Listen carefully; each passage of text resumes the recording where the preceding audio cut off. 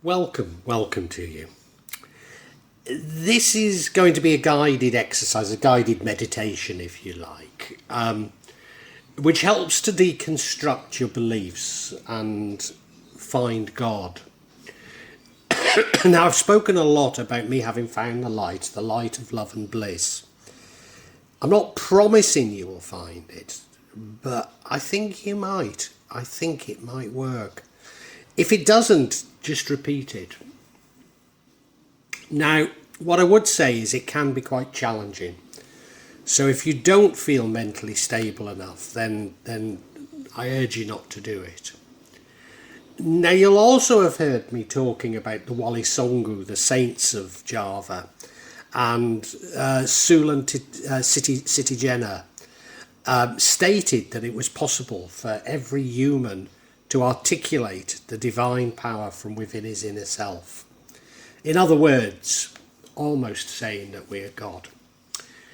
Despite the other Sunans secretly agreeing with him, they murdered him, proclaiming that this belief, for proclaiming the belief.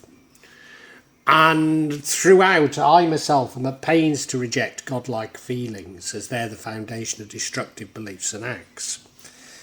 And nevertheless, for this exercise, I'm going to ask you to believe that you are God.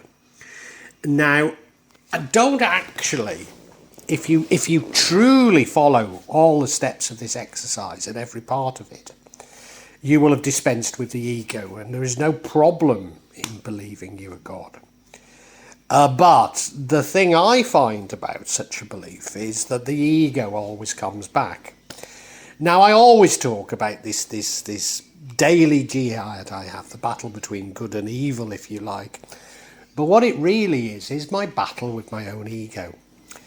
And that is that the thoughts I'm going to introduce you to you, there's nothing wrong with them if you follow them completely. The problem is, I find that we have this constant circular going round and around and around, with the ego reasserting itself. And also, I'm going to introduce concepts that are really solipsism to you.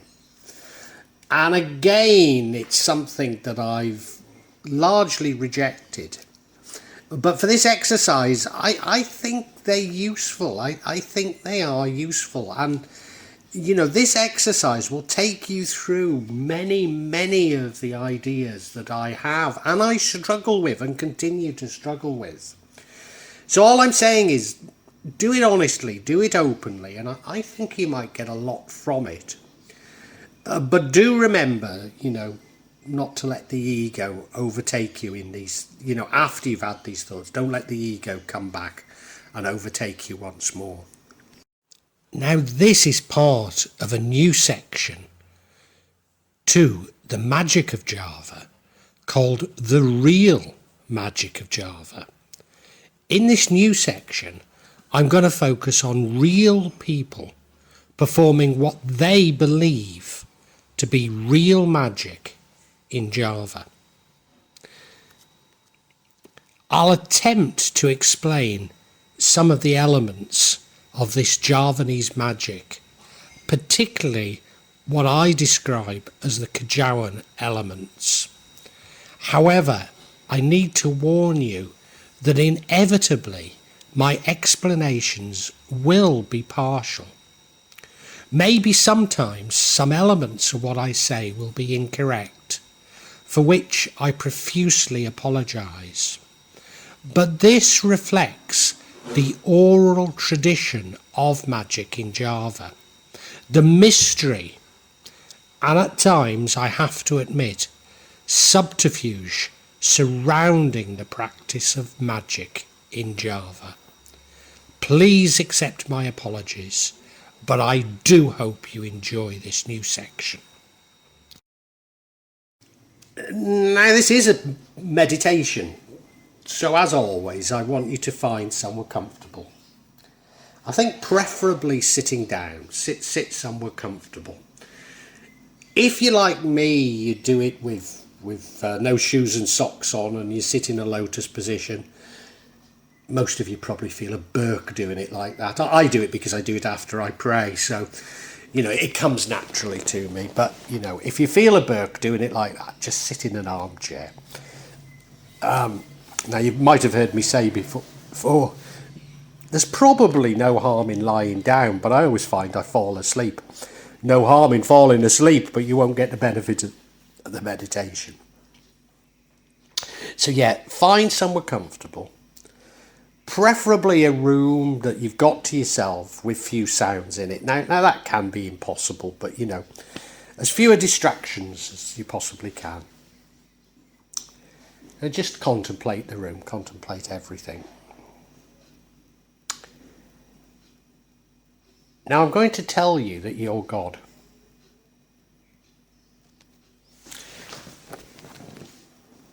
But what does God mean to you?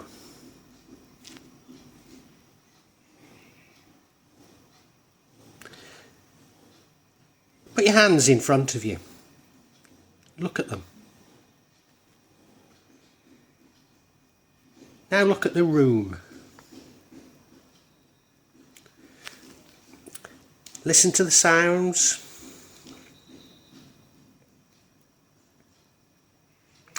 Focus on your experience.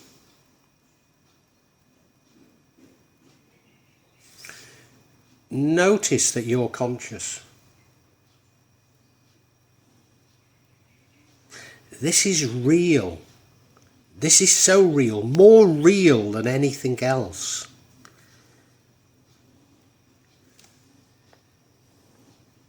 Look at your hand again. Bring to mind your ideas about God. Can you tell me what's the difference between your hand and God?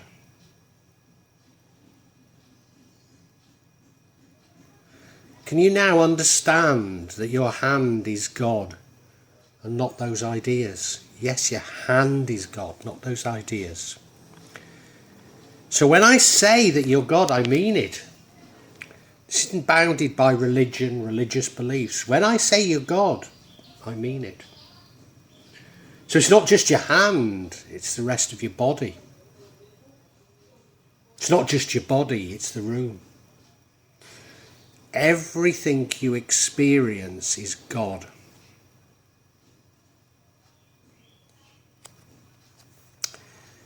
You don't need ideas about God, as God is already here.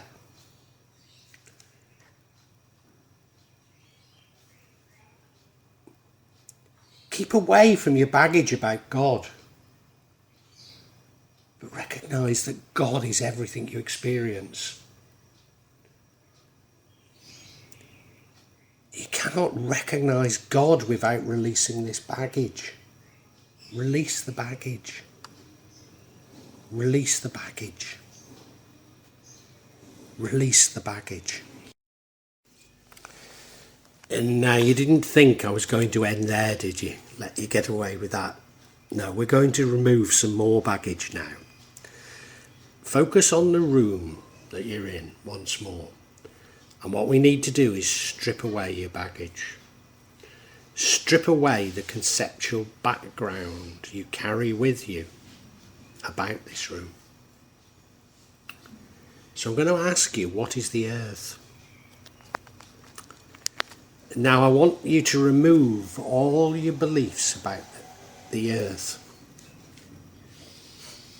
The earth's just a construct, so remove it from your explanation of what you experience. Understand that your beliefs about the earth are based on constructs and constraints. So just for now, please remove them. We can take this further. What's the universe? Can we deconstruct the universe?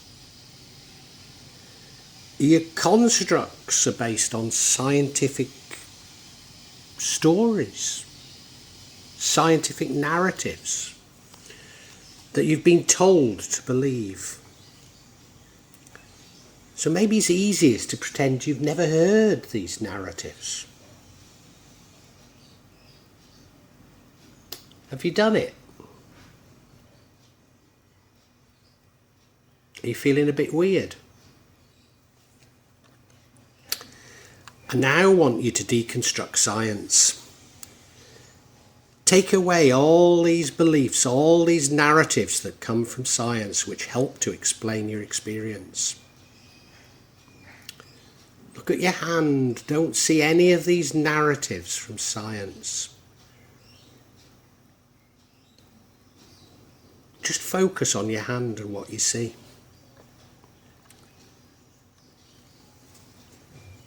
Look at the shape and the colours. Throw away any ideas you have from human biology.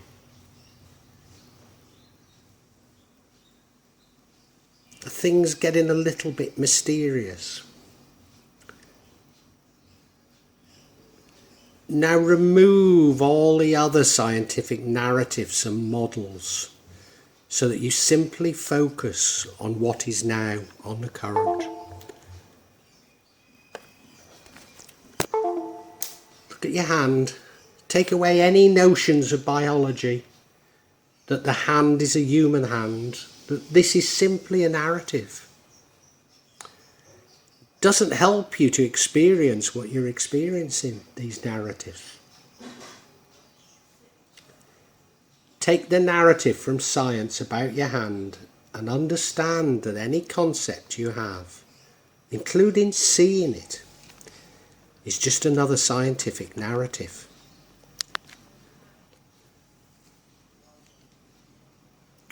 Now look at your hand.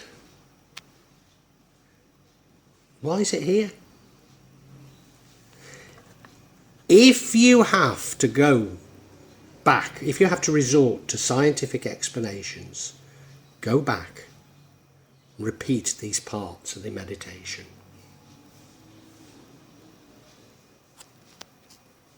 Now throw away the idea that you're a human body. Don't see a connection between your hand and the rest of the body. Maybe to understand this, contemplate the back of your head. You don't see it, do you? It's just a narrative. So think of the body as being the same as that. I'd now like to think of the idea of your birth. Take the idea of your birth away from your understanding on what you used to understand as biology. Remove the concept of your birth. Even though this feels real to you, just do it. Remember, this is only an experiment. Where did this experience come from? Again, if your answer resorts to biology, go back, repeat it. Because the only true answer is that you cannot answer it. Enjoy, bask in the ignorance and look at your hand. Enjoy how profound this experience is. Focus on the moment, not the past, not the future, just the now.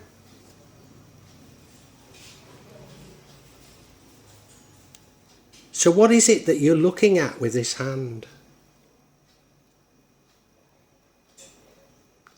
Marvel at the existence of anything and everything.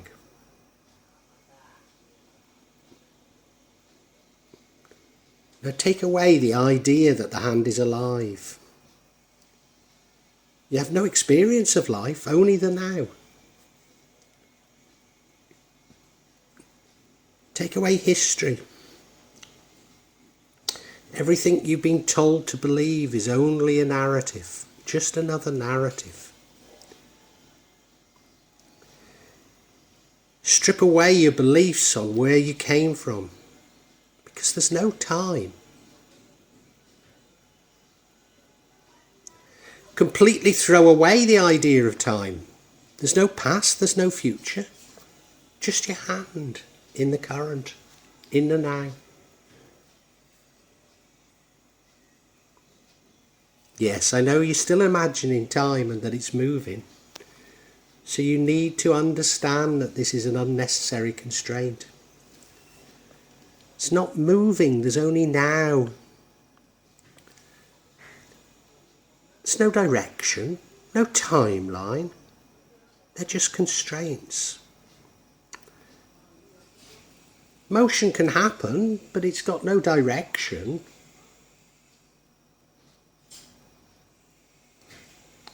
Now things have become really mysterious.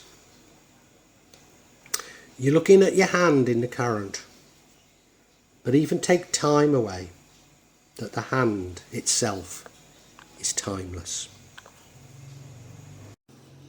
Now what I want you to do is to move your consciousness away from your hand and just focus on consciousness itself. Remember to take away all you've been told about consciousness. So now I ask you, what is consciousness? Just focus on consciousness.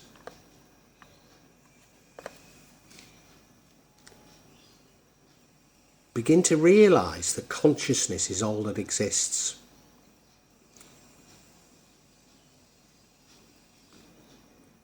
You can focus consciousness on your hand, on the room, or on consciousness itself. But the one thing that always remains is consciousness. Now look at the room, at the light, the chairs, the floor, the ceiling. But recognise that these are also made from consciousness. Extend your consciousness to everything in the room.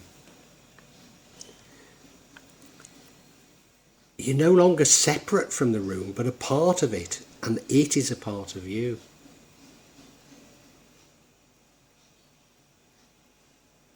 Where did this experience come from? Where is this room? Remember to go back if you resort to science again. Nothing is part of what you're experiencing.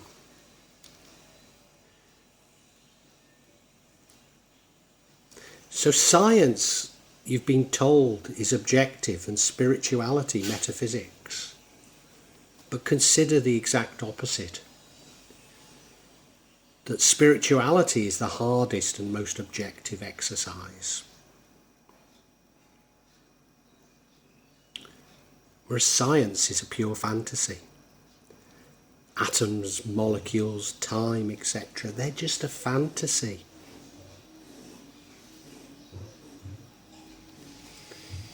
Just meditate for a while. You don't need to think, explain. Just sit in your raw experience of the room.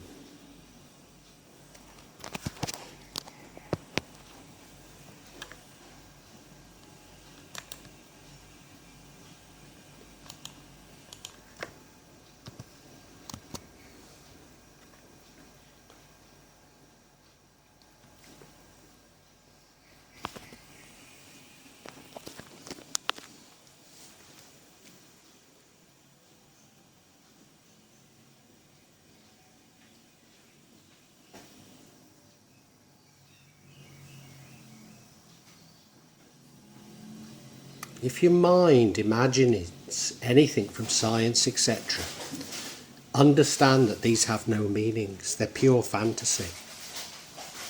All that matters is experience.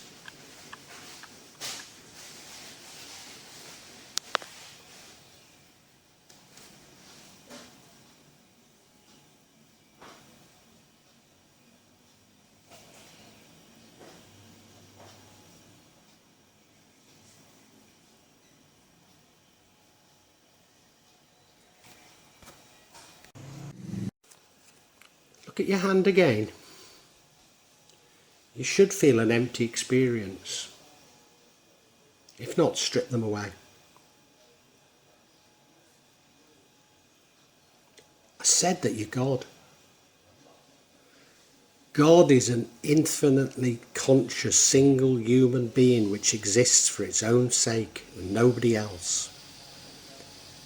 It's not made of anything, not of matter, not of anything, but is a conscious, sentient being.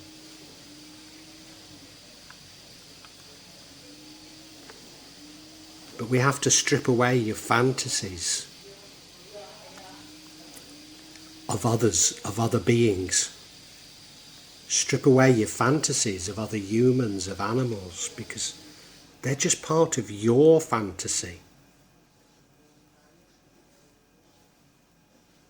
You've never experienced other beings, only you.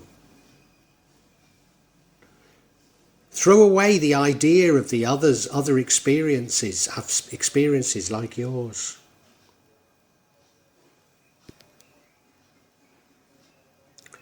Throw away the idea of other planets.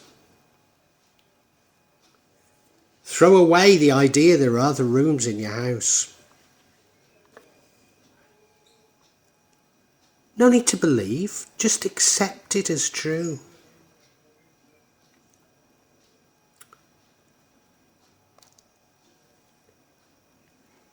You're sitting alone, conscious and sentient,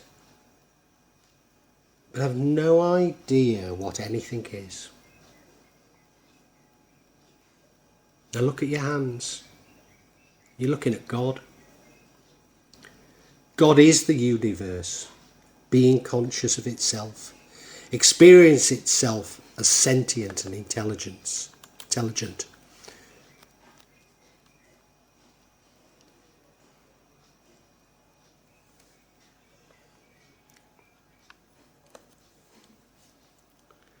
Reality is a bubble of sentience. Why is this God? Well, what else can we call it? What else is it?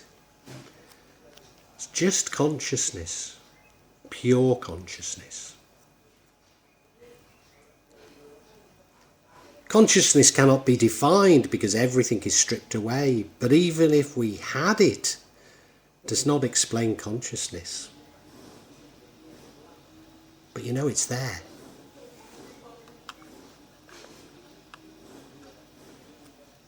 This field of consciousness is not human, because being human is just another narrative. There's no real evidence that you're human.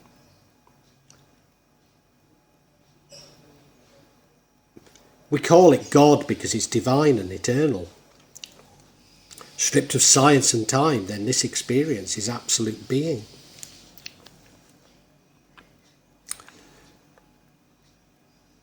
Again, experience this for the moment, without time.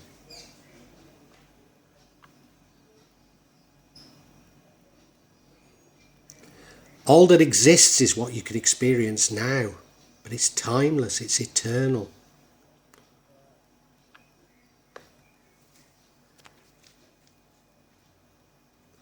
What you've been imagining forever, and will do so for eternity.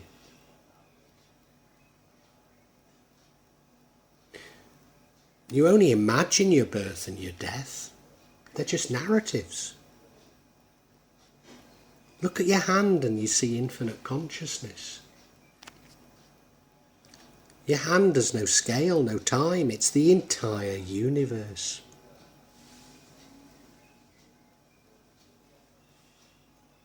You are the entire universe. Move your hand in recognition that it is the hand of God.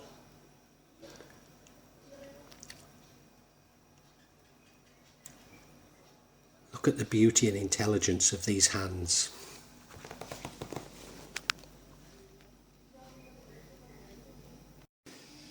And now I want you to take your consciousness and turn it inwards into yourself. What do you see? It's not a face, is it? It's a beautiful white light, a pure field of consciousness. So you're constructing everything. Constructing science, constructing time. Filling the infinite void that you are.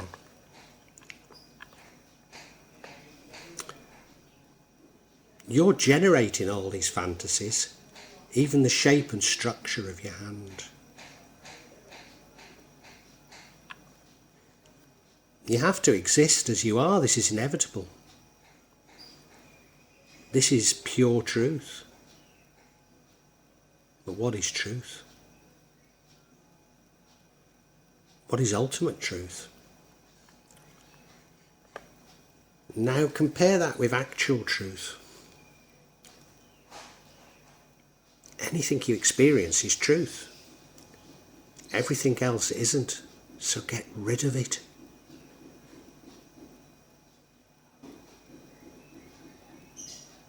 Perception's absolute truth. Perception's a God. The universe being conscious of itself. Nothing more, nothing less. You're the entire universe. Don't fantasize that there are others.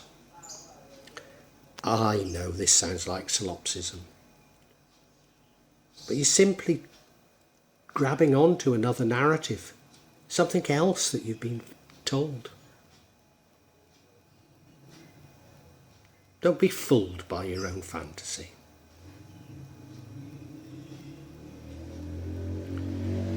Reality is an illusion of consciousness. Look around the room. Look at your hands. Take on any feelings. Now realise that everything, including your hands, and nothing. Take away even the idea that something is happening.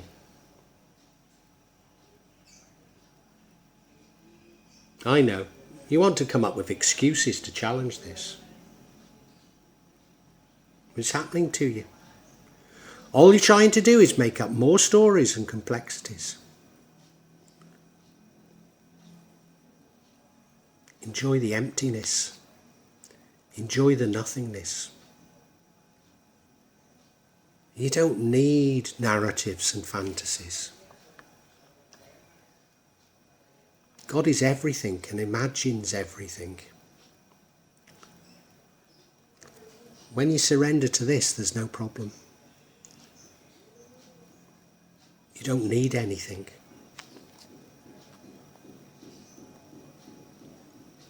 You're complete.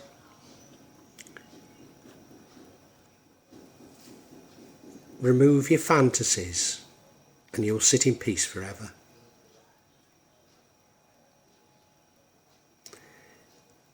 Imagine all sorts of things.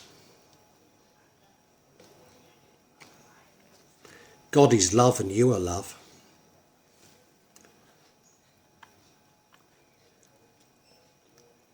Everything which exists is you. Why resist it? Why hate it? Why hate anything? Turn your consciousness inwards, see the light and feel the love and the bliss. What is love?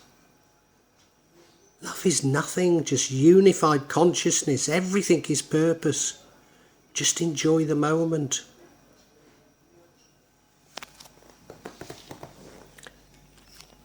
Okay, now meditate.